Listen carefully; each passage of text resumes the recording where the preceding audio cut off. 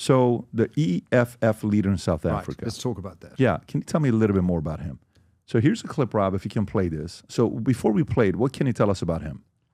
Julius Malema is a dangerous, very dangerous populist.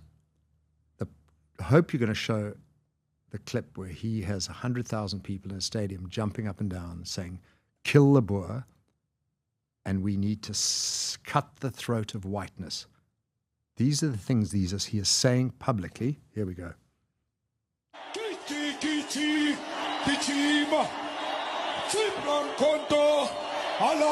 What's he saying? Shoot to kill. Shoot to kill. Kill the Boer. Kill the Boer. Kill the farmer.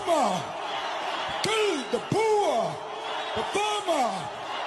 Brr, pa. Pa.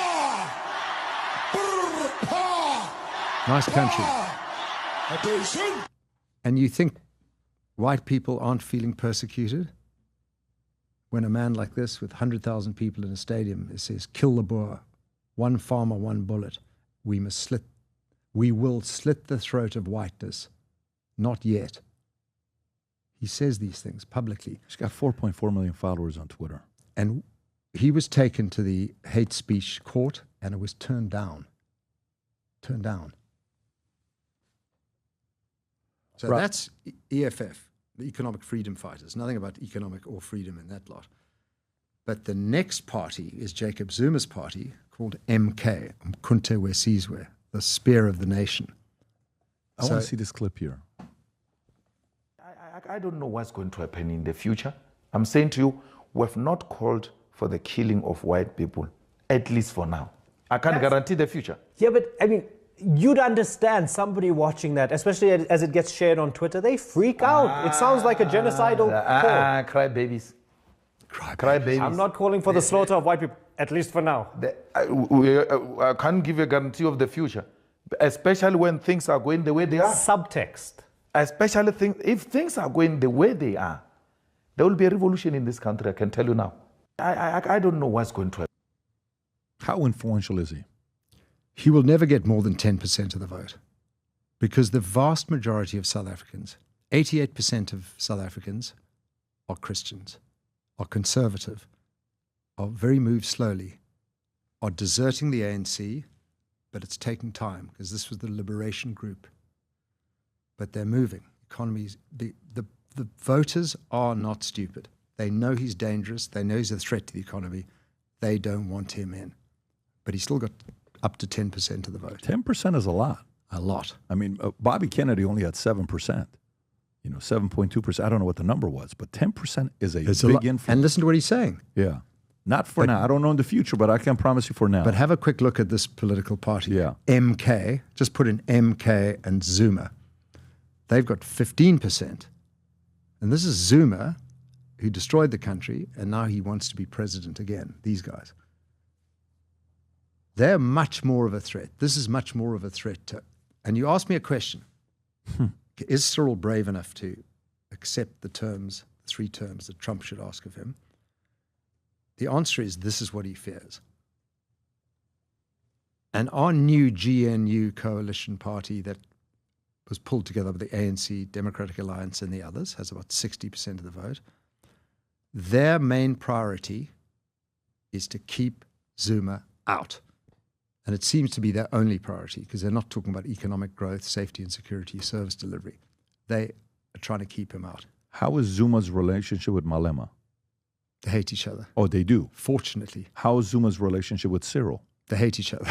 How is Cyril's relationship with Malema? They hate each other. So all 3 hate each other? Yes, thank goodness. Have they ever been in the same room together? Yes. Oh, yeah. Malema was head of the ANC Youth League.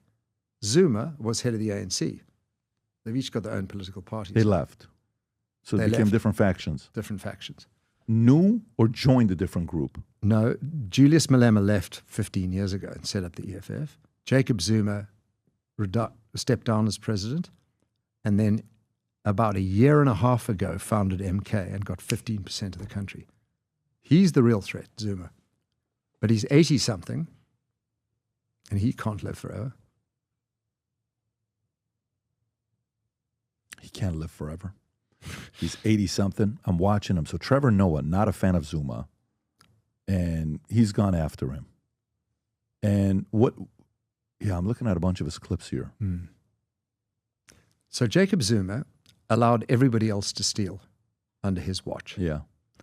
This time round, if he gets into power, he will take the expropriation without compensation law and he will implement it on day one. He's made it very clear. And so Cyril Ramaphosa is scared of Zuma and scared of Malema, but is he scared enough to go back to his party and say, we need to change. We need to be more pro-West. We need to not be anti-Semitic, not be anti-American. We need to cut costs. We need to focus on free markets. Does he have that courage? I don't think he does. Nowadays, more than ever, the brand you wear reflects and represents who you are. So for us, if you wear a Future Looks Bright hat or a Valuetainment gear, you're telling the world, I'm optimistic. I'm excited about what's going to be happening, but you're a free thinker. You question things. You like debate. And by the way, last year, 120,000 people got a piece of Future Looks Bright gear with Valuetainment. We have so many new things. The cufflinks are here. New Future Looks Bright. This is my favorite, the green one. Just yesterday, somebody placed an order for 100 of these. If you watch the PBD podcast, you got a bunch to choose from. White ones, black ones. If you smoke cigars and you come to our cigar lounge, we have this high quality lighter cutter and a holder for the cigars. We got sweaters with the Valuetainment logo on it. We got mugs. We got a bunch of different things. But if you believe the future looks bright, if you follow our content and what we represent with Valuetainment, with PBD Podcast, go to vtmerch.com. And by the way, if you order right now, there's going to be a special VT gift inside just for you. So again, go to vtmerch.com, place your order, tell the world that you believe the future looks bright.